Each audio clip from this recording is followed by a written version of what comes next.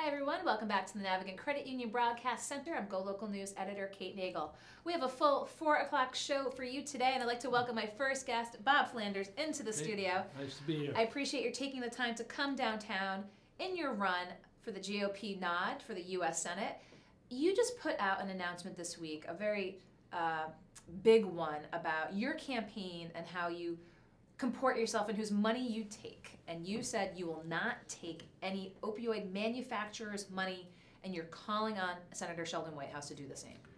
Not only that, I'm calling on him to give back the donations. I think he accepted about $32,000 from opioid manufacturers.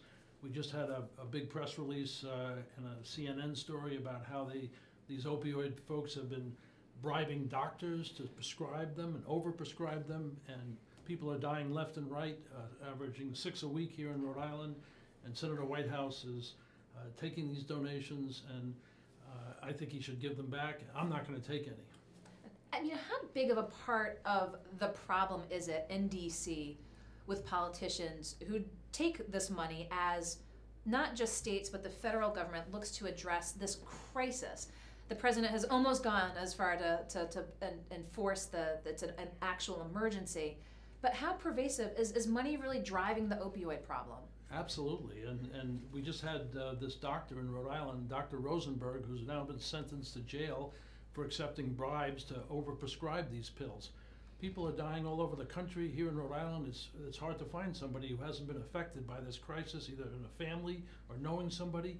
So to have doctors being bribed in essence, and our senator taking money from these folks and actually investing in these stocks, it's absolutely shameful.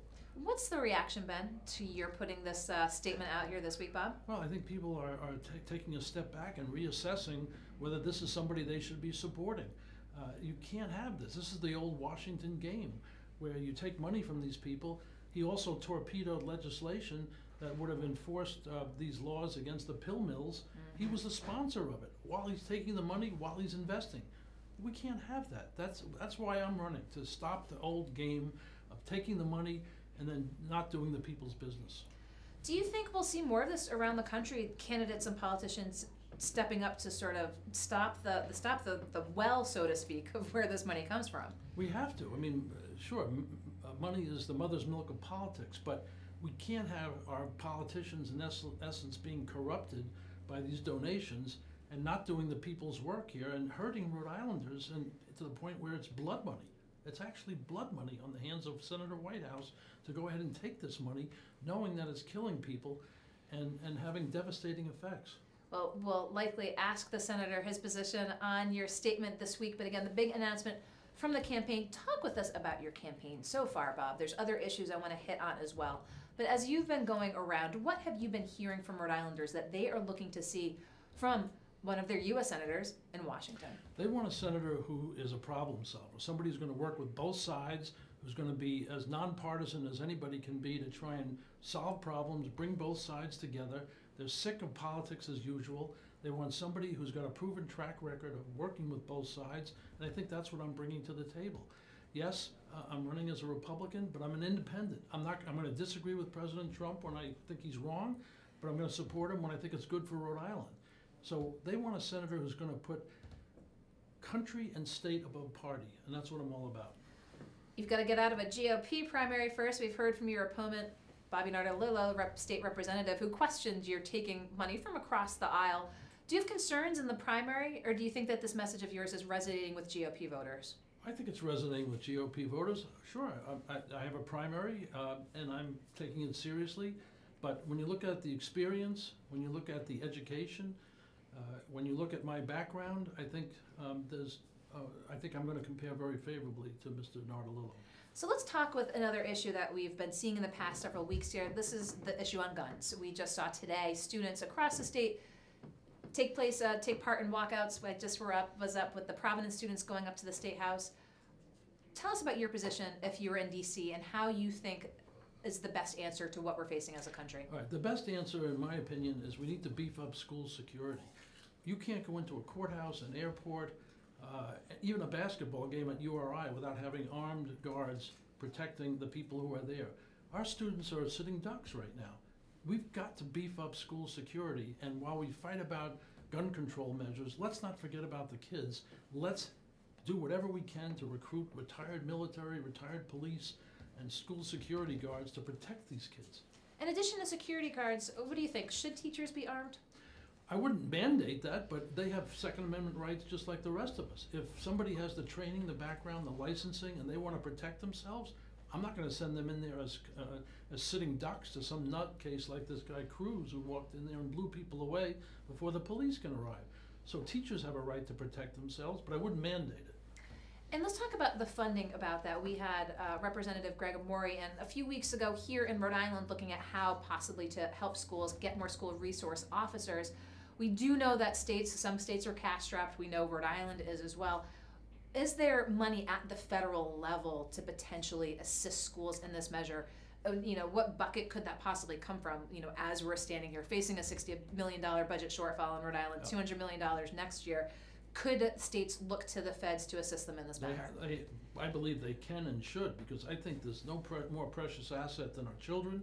We have to provide room to help the states. I wouldn't dictate how they provide security, but I would provide funding for training, for recruitment, and leave it up to the districts at the local level to decide how to do this. But we have to protect our children and grandchildren. And do you think the school resource officers should be in all schools? We see them mostly in middle and high school now. I mean, do elementary schools need this type of protection as well?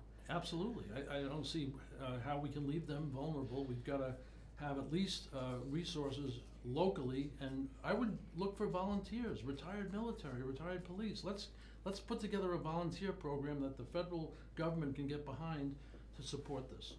Well, another hot topic issue I wanted to get your take on. Let's talk a little bit. I've had folks in here in the studio talking about immigration, talking about DACA, talking about Dreamers. We saw Trump's arbitrary deadline come and go last week saying to the Congress, you need to fix this. Can Congress solve the immigration debate? Absolutely. I think this is an issue that's calling out for compromise. Both sides have already indicated that we ought to come up with a solution for the so-called DACA children. But it's stalled over to what extent do we need a complete wall to wall off the folks coming from south of the border. I think this is a compromise that's got to happen. We can't just keep kicking this down the road. And this is where I think someone like myself, who's basically going to deal with this on a nonpartisan basis, can help to bring both sides together and solve this problem. Do you think there really is a call for to get bipartisan action in D.C.? It's so partisan right now. Is there any chance of getting to turn the corner on this? Yes, absolutely. And people are crying out for it, because what was wrong with Obamacare was all Democrats. What was wrong with the tax plan that the Republicans put forward, it's all Republicans. We need bipartisan support for things. So I think people want people to go down there and be centrists and be people who are moderates and be willing to work with others and not just be these hyper-left or hyper-right partisans. So let's talk a little bit about the president. Let's kind of give him a report card, if you will. As you said, you'd support some things and not support others. What do you think he's done a good job on so far? Well, I think good job I would give him on at least starting this tax bill, which I think is a good first step. Put more money in Rhode Islanders' pockets and across the country. I give him credit for that. I don't like the way he's handling his personnel situations. I mean, there's just chaos in the White House. His personality is not helping. All the tweeting, all the braggadocio. I think most people can leave that behind and just have him concentrate on what he campaigned on instead of all this other nonsense. So I give him high marks on helping the military, ISIS. I think he's doing a good job there, but I disagree with him on his tariffs, on the way he's handled Tillerson. I think is abominable. So it's a mixed bag, and I'm going to call balls and strikes on this guy. Even though I'm running as a Republican, I'm not going to stand for anything that's not in the best interest of Rhode Islanders. And so let's talk a little bit. Well, we have you here in the studio. You're going around the state listening to Rhode Islanders, what they're looking for at the federal level. Have you been having talks at the national level with folks saying, here's why I'm looking to run for the state of Rhode Island? Will we see national folks involved in your campaign, Bob? I hope so, but at this stage, unfortunately, Rhode Island is not high on their radar because they're focusing on those states where Trump did well and there's a Democrat up for election. So and I've got a primary, so they're saying to me, show us that you can be prevailing in the primary, that you can raise money and have support locally. But as you know, the primary is very late in the game here, not until mid-September almost. And so if they do come in, I expect it won't be until late. Well, we did just see what happened in Pennsylvania yesterday with the 18th congressional special election. We did see, looks like, you know, the Democrat pulling it out in what was a Trump district. Do you think we'll see this around the country? What do you expect from the midterms as a whole? You know, I think it'll be close, but in the Senate, I think it's very unlikely that control will shift to the Democrats. There are 24 or so Democrats up for election, only 8 Republicans, so they're much more exposed than the Republicans are. So I think that the Senate will stay in Republican hands. The House is more of an iffy situation, but I think it's going to be close, as it was in this Pennsylvania case. So every vote counts, and I hope people listening to this broadcast will get out there and support the candidates that they think have the best chance of helping Rhode Island.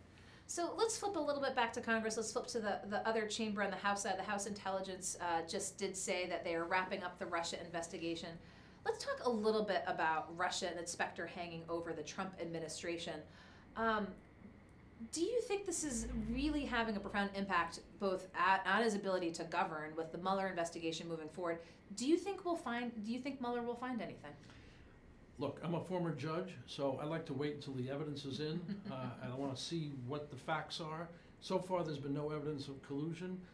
There's been a lot of things that are being turned up that we didn't know about, but so far, there hasn't been any solid evidence that there was real collusion here. But my view is let's let Mueller do his job. Let's look at the evidence and not prematurely judge what the situation is. Well, we're going to be keeping an eye on D.C. We're going to be keeping an eye on the GOP primary for the U.S. Senate here in Rhode Island.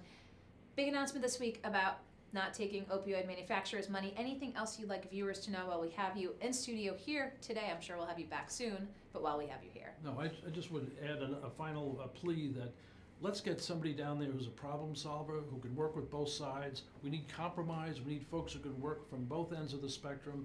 We don't need another career politician. It's time to put practical term limits on all the folks who have made a career out of this. Let's get some new, fresh blood down there. Okay, Bob Flanders, GOP candidate for the U.S. Senate here in Rhode Island. I appreciate your taking the time to come in. I'll let you go around the corner, and I'll welcome the next guest on. Thanks, okay, Kate. Thank you very much.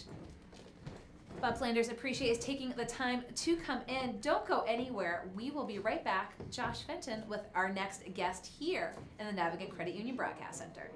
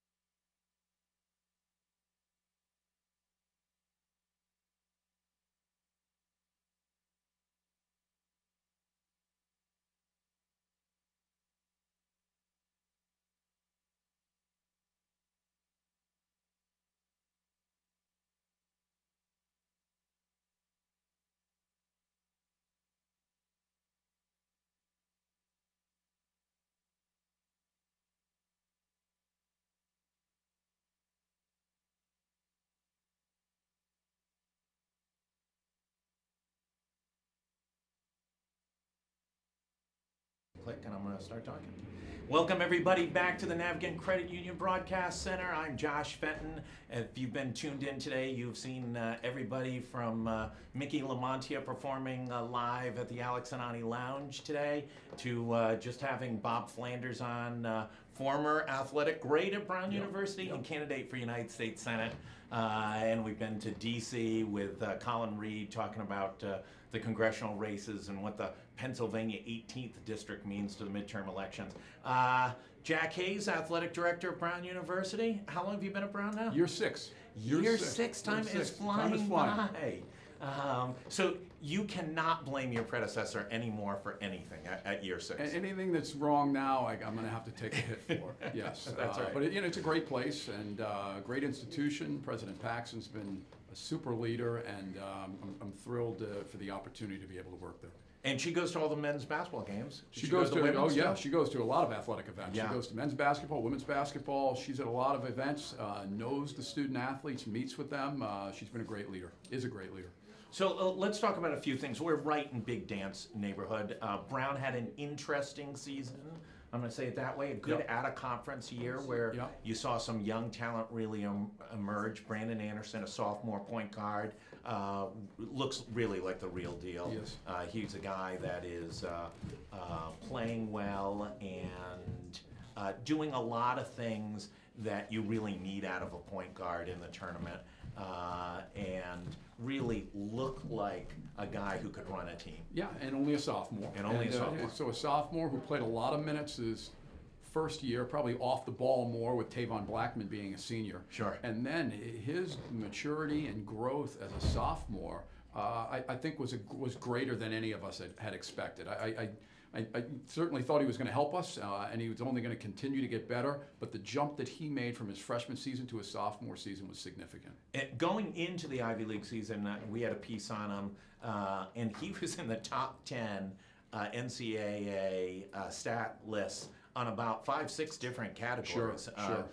He was up there in scoring. He wasn't top 10, but he free throws per game, free throw percentage. Made and taken. Yeah, I mean, it was really, really did a good job. And it seemed like the better the opponent, the URIs, the PCs, he played real games. He did. He did. I think we have a good non-conference schedule.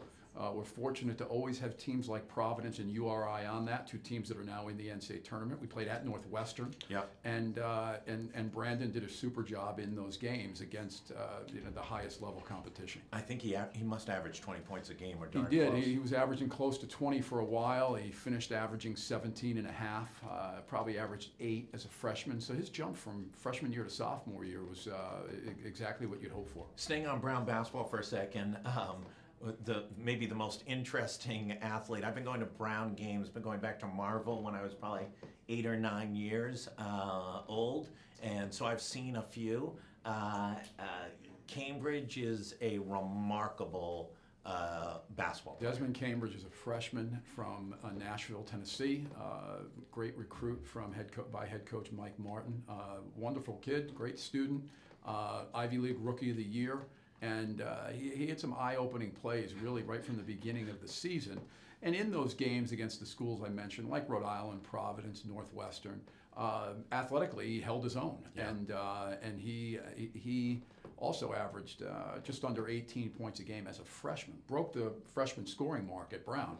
And so when you look at Brandon Anderson, Desmond Cambridge, there's a lot to build around over these next 2 years.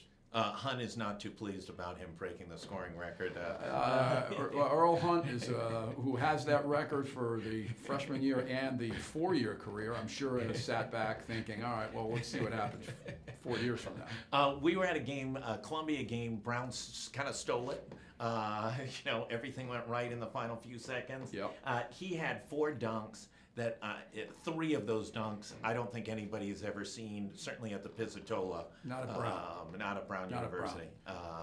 Including a breakaway 360 dunk. Right. Not a lot of 360s in the Ivy League. There are not a lot of 360s in the Ivy League. But a great player who I'm sure is ready to work on where he needs to get better. And Josh, that's the name of the game at the college level is how do you continue getting better? What do you do next?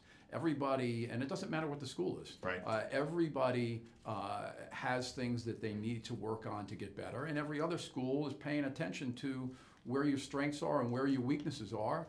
The Ivy Leagues, we were talking earlier, it's interesting, where you play those teams the second time around in the schedule, they know what you want to do. Right. They know where your strengths are, both as a team and as individuals. And so Our responsibility going forward, certainly Desmond's, the coaching staff, is how do we continue to improve as individuals and as a team, and what does Desmond do to work on those things to continue to get better? And listen, Cambridge came in as a really dominant player as a freshman, very unusual situation. I think all of us remember Mark McAndrew, who came in, a Barrington kid who went to Worcester Academy, came in as a okay freshman player, right. And I may be being giving him a pat on the back there, but left as a two-time first-team All-Ivy and just a tremendous player. That was a guy who put work ethic in, yep. like really nobody had. In my time at Brown, that person was Cedric. Yeah, sure. So Cedric Quacamensa, who came in really as a rebounder. Yeah. We were just looking at these numbers the other day. Did not take a three-point field goal his freshman season, and I want to say may have been 0 for 1 as a sophomore. And then when he was a senior, he shot 43% from the three-point line. Amazing. And really changed his game. And although he ended up the all-time leading shot blocker in the Ivy League and was a great rebounder, he developed an offensive game that really just progressed from year to year during his time at Brown. Listen, I think there's a sense, that there's the haves and the have-nots, and the Browns and the PCs and the URIs are on one tier. I've seen, I think Mike Martin's had 6 games against Cooley. He's won 2. Right. And in 2 other games, one went to overtime, and another one, Sean McGonigal had an open three-pointer that would have won the game. Correct. Cooley's got to be waiting for Mike to get out of town, because those are dog fights every year. Yeah, we've played well against them. So a little peek in, it's great to see the success of URI and PC this year. Obviously, Providence has it going with Coach Cooley, 5 straight years into the tournament. Yeah. People can talk about all the success of Joe Mulaney and Dave Gavitt. Those guys never even came close to 5 straight years at the NCAA tournament. This is really turning into a bit of a juggernaut of a real national program. It's been great. It's been great. I'm a Providence grad, and my friends from Providence couldn't be happier. So many of them were at the Garden on Saturday night, and I live near Ed, and we're good friends, and I couldn't be happier for him, and couldn't be more proud as a Providence alum about what he's done, what he has done, what Bob Driscoll, the director of athletics, has done. They've been so good to Providence College. And the fans have really responded. Those games are packed. Every Big East game virtually is either completely sold out or within 100 seats around the top of the place. Question. The communities come to support it. Jump down to Kingston. Obviously, URI is now back-to-back years into the NCAA tournament, and Coach Hurley's really transformed that place from a really turning the Ryan Center into what it was built to be, which is a really competitive basketball environment. And they went 15-1 or whatever the record was down there. Can URI keep him? I think it's difficult. It's always a challenge. And again, Thor's a good friend. Keeping coaches is a tough thing to do. You do everything you can. We lost our lacrosse coach after we went to the Final Four 2 years ago. He became the head coach at Virginia. So it is a challenge. What you'd like to do is be in a position. Number one, you want people to want your coaches. If other institutions want it's far worse if schools have openings and the last people they want to talk to are your coach. So you want to be able to retain your coaches as often as you can, but if they are wanted by other schools, it must mean that your institution, your athletic program and sport is in a good situation. If you can't keep them, then you have a good job to promote and you have an opening that people are going to be very interested in. Let's jump over to just, listen, people don't understand this. You offer the 3rd most Division I sports of any college in America. Yes. The thought of that, you would think, it's got to be Michigan or Alabama or USC or something like that. Brown. And it's Brown University. And how many Division I sports do you now offer, men's and women's? 38. 38. That's 925 athletes. 925. Talk about the challenges of that, just from infrastructure, scheduling, financing, Title IX. I mean, the whole 9 yards. It's a complexity. Yeah, it is complex. It's a challenge. It's a great one to be involved in every day. A lot of coaches. There are a lot of coaches. There are a lot of assistant coaches, and the personnel piece is probably the largest greatest challenge. There's always coaches coming, there's coaches going, assistant coaches leaving, and trying to maintain the coaching piece is critical because you want coaches to stay, just as we just talked about, but you want to make sure that you have the right people in place, and there's a lot of programs you have to be concerned about, all of them. And but it also gives you an opportunity to meet some great students. 925 is a lot, but it also gives you an opportunity to meet so many of them. And at a place like Brown, they're outstanding students. They are truly dedicated to to participating in athletics. They want to win. They want to win the right way. But there's a balance that they're trying to maintain academically, and we're trying to help every team and every student through that. So you take that, you combine working with alums from all those sports, scheduling practices and games. It's a challenge, but it's a great one. And you think about, if you look at the last 12 months, you had 2 former Brown athletes on the U.S. Olympic team on bobsleds. You had 1 former Brown student athlete who was a star in Hamilton on Broadway for a couple of years, and you had a 4th who went to the Super Bowl for the 3rd time in 4 years. They're a different breed. It is really hard. It is really hard to maintain that balance. I think they have a sense of it when they arrive, and all of them had opportunities to go to other schools, right. And many of them had scholarship opportunities. So they could play at the highest level, and they felt like the highest level for them was a balance of the academic piece and the athletic piece, and certainly in some of our sports, the highest level the Ivy League is in. Yeah, right. When you're in the Final Four in lacrosse and you have the National Player of the Year, you are at the highest level. Right. And so trying to make that experience a great one for all 925 athletes is the challenge, but it's a challenge that we take seriously every day. Dylan Malloy obviously was as fun an athlete to watch play any sport. I don't care if it was watching Larry Bird with the Celtics. He was he was both bull and creativity mixed together, and obviously made a huge impression on Brown lacrosse and took it from really back to that top tier of a top team on an annual basis. Sticking on lacrosse for 1 second, a little mixed at the beginning, and then travel down to Philly to play the number 4 ranked team, Villanova, in the country, and win that game with a great second half. And it wasn't that close. Yeah, really, we were down 5-0, and then after that, we really were in control of the game. Ended up winning 12-9. Mike Daly does a great job. Had that great career at Tufts before he came to Brown 2 years ago. And what he's been able to do is find ways to get the team, to rally the team after a tough loss, and we bounce right back. So we were 1-2, lost to a very good Rutgers team, and then we go down and we beat the number 4 team in the country who hadn't lost. Right. And so now we open up league play at Harvard this weekend, and I'm excited to get that going. And Brown lacrosse has been getting some great attendance the last couple of years. And got some great home games this year. Obviously, like basketball in the Ivies, now has gone to a 4-team playoff. So there's a chance to be able to get into the NCAA tournament, and build some excitement there. Yeah, the tournaments are great. The irony on the lacrosse tournament is that in 15 and 16, we were the Ivy League regular season champion, hosted the championship, and got knocked out in the first round, both nights.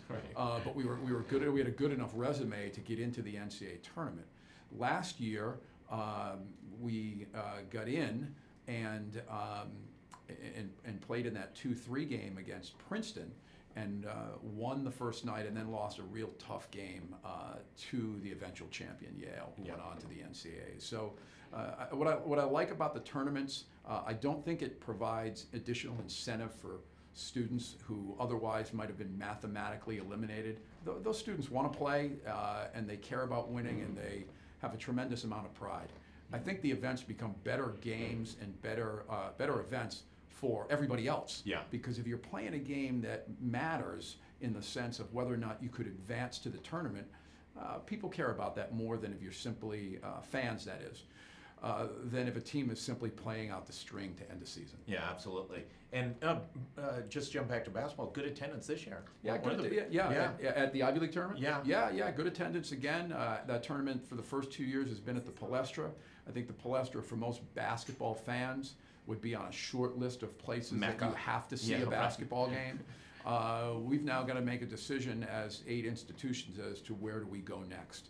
We needed to have it at the Palestra to get it off the ground, Yep. and it may stay, it may go somewhere else. We've got to figure that out in the next couple of months. We'd take it up here in Providence at the Dunkin' Donuts Center. We would. I mean, Yeah. I think that we need to look at sites where they've hosted basketball events, and Yeah. clearly the first 2 rounds of the NCAA tournament here in Providence have always been great. Spectacular. Spectacular proximity to hotels, proximity to restaurants, easy to get to off the highway, everything that you would look for, and certainly within the Ivy League footprint with 2 schools north. You think back to the NCAA tournament game 2 years ago when Yale played here. Such an easy ride for Yeah. the people from New Haven, and such a memorable experience for them. Beating Baylor and then having that great game with Duke. Yeah, those are 2 remarkably good Yeah. basketball games. Yeah. That whole tournament down Yeah. in Providence 3 years ago, is it now? Yep. Accordingly. Let's go over to football. We're reporting a lot. I think there's a lot of concerns by everybody about what the impact of long-term playing of football and the head injury factor. Boston Globe on Sunday had a piece about the number of former Patriots from the glory years of 01, Right. 03 and 04, but the long history. 300 ex-Patriots are part of the class action suit against the NFL and Rydell Helmet Company, including some Brown grads. Sean Morey's on Yeah. there, who's a former wide receiver, played about 10 years with Pittsburgh and Arizona. These guys are by the time they're finished playing football, they're pretty banged up. Talk a little bit about how Brown football and the Ivies have transformed, and what's the long-term prognosis? Yeah, the Ivy League has been proactive about studying concussions and trying to put students in the best situation you can. What you wonder about those reports is how many concussions have those individuals had, Yeah. and how far do they date back? Yeah. Which I don't think anyone would really is completely sure. So what happens now at Brown and in the Ivy League? Very limited contact in practice. Protocols that if somebody has a head injury, they come out of the game. And you look back, those things didn't exist in the past. Oh, God, no. And you wonder how many people went back into a game when they had a concussion, and how many of those concussions took place in practice. And I do think people who oversee the sport are working hard to figure out how do you protect those individuals that play, and what protocols do you take to put them in the best situation. As a former high school and college athlete, I literally just don't remember any concussions of teammates. People just didn't get concussed. It didn't get diagnosed as a concussion. There were lots of concussions, Right, but it right. was, okay, so you get your Yeah. bell rung, jump back into Jump the back game. in, Right. and I think there was a lot of that, and you wonder how many hits took place right after that Right. that caused serious problems. And I do think, can you eliminate concussions? I don't think you can eliminate concussions from any contact sport. But what steps can you take to try to be safe, both in practice and in games when a student does get injured? I think what you see now, at least what we see at Brown, is we see students going to the training staff and saying, so-and-so doesn't seem right. Yeah. And now another student's proactive enough to bring it to the attention of the medical staff. And that's been part of the education process. Listen, competitive athletes want to be in games. They don't want to take. Right. They don't want to lose their position. It's all those things, that you've been trained to stay in the game. Do you, Malcolm Galwell, Tipping Point author, writes the New Yorker, and about almost 10 years ago, 9 years ago, in the New Yorker, he had a major piece about CTE, and in that piece he said, listen, at some point the NFL is not going to be the NFL. It's going to be much more of a flag football league. It'll still be dynamic. It'll be fast, but no one can absorb this number of hits at this speed by this size of athletes. It's physically not possible, and I think there's some questions about that size, 300-pound. You have a linebacker who's at the combine who runs a 4.38 40. Whose head can absorb being hit by him? The players keep getting bigger. Right, They faster. keep getting faster. And if you look back 40 years ago, or whatever point, you'd find people in leather helmets, and then you'd find people in helmets that were barely bigger than their head. So what happens 20, 40 years from now, I agree with you. I do think you'd see significant changes. Just like I think that people may not think there hasn't been much change unless you went back and looked at what the equipment was like 40 years ago. So the equipment has changed, but to your point earlier, so has the size of the individuals playing and the speed of the game.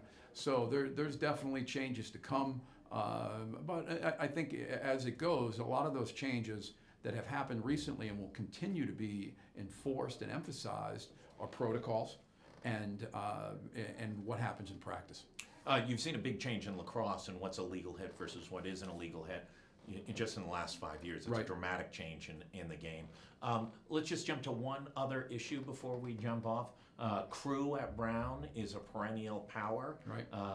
Sometimes national champion. How are we looking this year? Yeah, the same. I think the John Murphy as the head coach of the women and Paul Cook, the head coach of the men, do a tremendous job, and we compete against the best teams in the country. And the Ivy League is right up there as some of the best teams in the country. So it's been interesting to go up against Ohio State, Texas, Stanford, as well as all the teams in the league. And I've been to that national championship, and when we've been in it, on the women's side, we've been in it every year since it's existed. But when you go in and you see Brown, Princeton, and then Texas, Ohio State, Cal, the University of Washington. This is a big time athletic programs, and it's a great opportunity for our students who, as I said earlier, are committed academically and athletically. I'm not saying that those other students aren't, but they maintain that commitment, but they want to play at the highest level, and the members of the rowing program get to do that. And that's on both the men's and the women's side. The women have actually probably had a little bit historically more success than they have. But the men have been really strong. And one of the things that we had happen 3 years ago was we had the University of Washington, who was the #1 team in the country and the defending national champion on the men's side, come back and row at Brown. Oh, nice. If you're the #1 team in the country, you don't have to go anywhere. Yeah, everybody wants to compete against them. They'll do whatever they can to go there. And for Washington to decide that they're going to come to Providence, Rhode Island, and compete against Brown, it said a lot about Paul Cook, our coach, about the history of our program, and about Brown being an institution that's well respected. Anything else we should know about excitement over on College Hill? All is well at Brown. Come to as many games as you can. We have great students, great athletes that represent Brown and Rhode Island extremely well, and we'd be happy to have everyone there. That's great. Like the plug, I'll say this, the lacrosse environment, just the way the field is set, the way the fans are set, is as good a venue. And there's some spectacular home games, good rivalry games this year. Some great weekend games coming up with UMass, Princeton, Yale, Dartmouth, all on Saturdays starting at the end of this month. And then I can't remember who's home and away, but regardless, the Bryant Brown, Providence Brown games, whatever venue they're in, they're all great games, and they usually comes down to nowadays the last few minutes. I mean, those are all competitive games. The games have been great, and on the women's side, we've been very competitive too. We had a great game with Princeton just 2 weeks ago, and so both the men and the women have a good stretch coming up. We're going to take a break. I want to thank Jack Hayes, athletic director at Brown University, for jumping in and filling us in on everything that's going on. And Kate Nagel, news editor, will be right back in about 1 minute. Thanks, everybody. Thank you.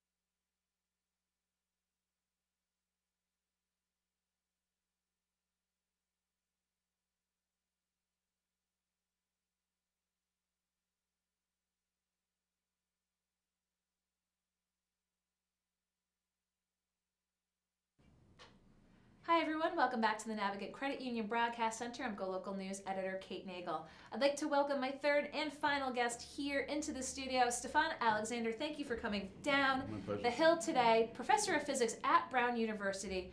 I reached out and said, with the passing of Stephen Hawking, age 76, I said, I need someone in the field to talk about his impact. And who better than Stefan?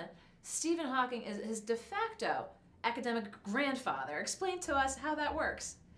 Well, you know, when we do our scientific training in our field, which is theoretical cosmology, you spend so much time with the person that they become kind of like a parent to you. So my PhD advisor, Robert Brandenberger, is my academic father, and he trained under Stephen Hawking, so that makes Stephen my academic grandfather. Practically family. It's been all across the news. You know, I was up last night late, as I usually am, and when the news was coming in about his passing, I was probably not surprised to see just my Facebook and social media and people share the passing of Stephen Hawking.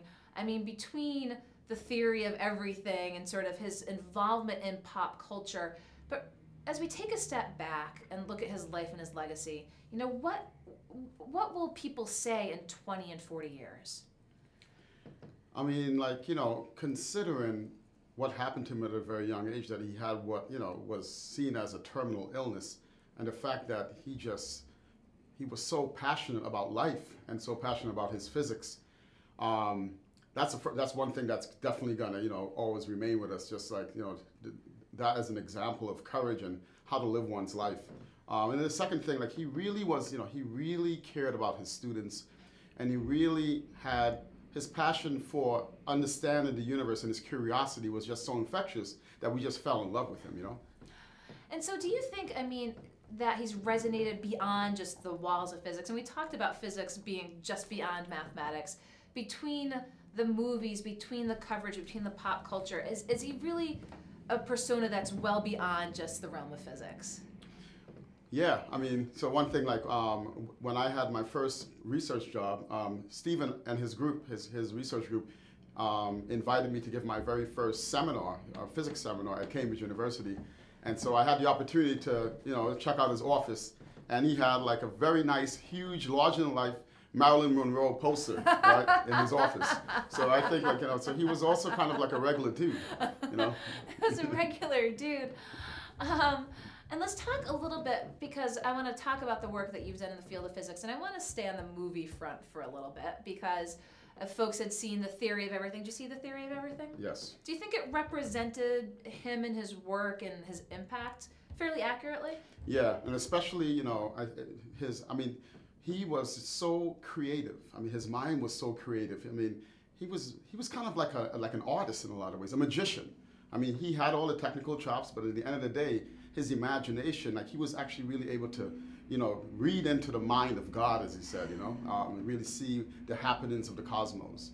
Well, you know, I think he just resonated with so many people in the field and even beyond, again, as we had talked about his passing being all over social media. And talking about movies, talk with us about how you got tapped to be a consultant with A Wrinkle in Time. Did you get a phone call up and basically, hi, we need someone who really knows physics, that we want to make sure we're doing this movie right?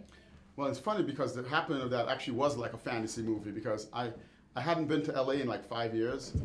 I hadn't been to LA in like 5 years. And the day I was in LA for my book tour, I get an email from Ava DuVernay saying that we're interested in looking at you, amongst other people, for the potential of being the scientific advisor for Wrinkle in Time. And so I just happened to be in LA, so I emailed her, and the next day I'm in Ava DuVernay's office with her creative team, and, you know, basically, you know, Representative Brown, and, you know, we got, you know, I say we, but, you know, that I got the gig, and that was, you know, that's off to the races. Yeah. So for us here in the studio, that just sounds like making magic. How does that work when you're on a movie set, and, you know, how do they bring you in and say, does this make sense? Can we do this? How does it work to be a physics consultant on a big motion picture? So there are many elements of it. There's a creative team, the team that does special effects, and there's also the script.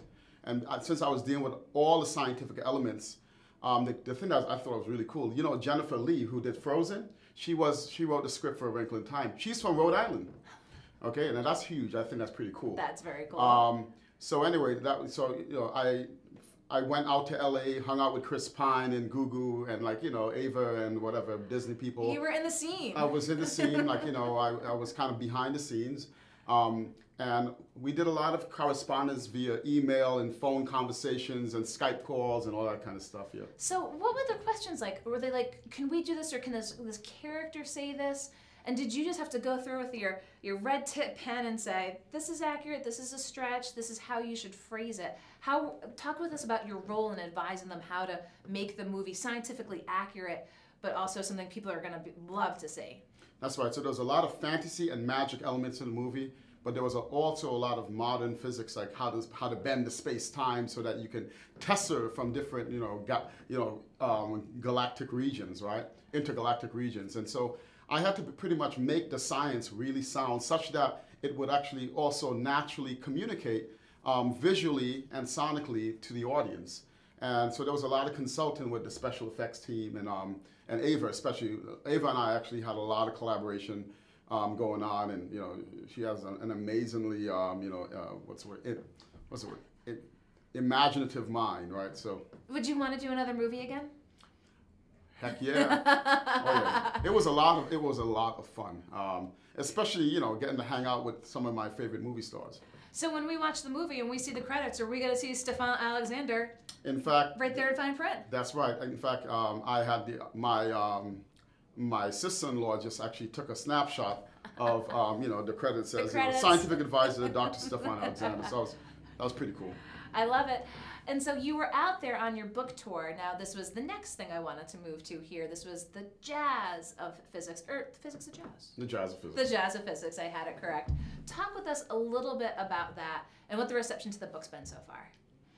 Yeah. So the jazz of physics, I spent a good percentage of my life in Providence. I was at Brown actually for my PhD program, 6 years. And so while I was in Providence, I used to hang out in the scene, the music scene in Providence. And I'm a jazz musician. I play the sax, but I'm also a physicist. So I decided to write a book to have these two worlds speak to each other. And it's a book about how improvisational music is connected to the universe. And the book goes into all of that, but also a lot of stories about my musical friends and my physics friends and how I had those two worlds speak to each other. The cross-pollination, I like it. And you're going on a book tour, so how many places were you kind of going out and talking about the book?